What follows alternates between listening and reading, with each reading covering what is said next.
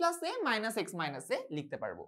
So আমি যেটা করব একটা 1/2 এ নিয়ে আসবো, 2a dx divided by x plus a x minus a। তাহলে কি হচ্ছে 1/2 এ, এই 2a কে আমি কি লিখবো, x plus a minus x minus a। তার মানে integration of x plus a minus x minus a divided by, এখানে থাকে হচ্ছে x plus a into x minus a, right. তাহলে লাস্টে dx। এবার আমরা এটাকে দুই ভাগে ভাগ করে দিই। 1/2 এ ইন্টিগ্রেশন অফ, একটা থাকে x plus a divided by x plus a into x minus a dx। তাহলে x প্লাস a কাটা, dx by x minus a minus integration of, এবার থাকে x মাইনাস a, তাহলে x minus a divided by x plus a into x minus a dx। x minus a কাটা। Alright, তাহলে আমাদের থাকে হচ্ছে dx by x minus a minus dx by x plus a। তাহলে আমরা এইটুকু মুছে দিতে পারি।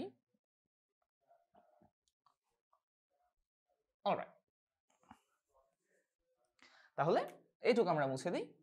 সো এবার কি থাকে, integration of dx by x minus a কি হয়, integration of dx by x হতো ln x, তাহলে এটা কি হবে ln x minus a divided by x এর সহগ, x এর সহগ এখানে 1 ডিভাইডেড বাই 1 মানে তো জাস্ট ওইটাই, অর্থাৎ 1/2 এ প্রথমেই থাকবে ln x minus a divided by 1 মানে তো জাস্ট এটাই, সো আর লিখলাম না, মাইনাস পরেরটাতে কি থাকবে dx by x plus a, x থাকলে ln x হতো, x প্লাস a থাকার কারণে আমাদের হবে ln, ওয়েট এটা মডুলাস চিহ্ন দিয়ে লিখতে হবে, ln x plus a, right, divided by 1, তো ডিভাইডেড বাই 1 মানে তো এইটাই।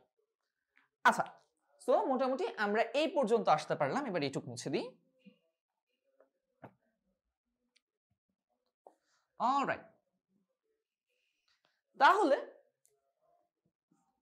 1/2 এ ln বিয়োগ করলে কি হয়, x minus a divided by x plus a plus c, third bracket আর লাগবে না, রাইট। সো আমরা জানি বিয়োগ থাকলে ভাগ হয়ে যাবে, সো জাস্ট এটা ভাগ এটা হয়ে গেল। সো এই ফর্মুলাটার প্রুফ মোটামুটি এইটুকুই। এখন আমরা দুই একটা এক্সাম্পল প্রবলেম দেখে ফেলবো। সো মুছে ফেলি।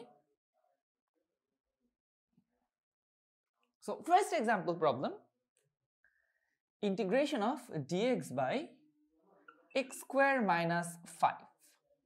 এবার কি হবে, a স্কয়ার হচ্ছে এখানে 5, অর্থাৎ a হচ্ছে √5, so 1/2 √5 ln x minus √5 by x plus √5। এরপর ইন্টিগ্রেশন অফ dx বাই, ধরা যাক 3x plus 7/2 whole square minus 8, এরকম কিছু একটা থাকলো।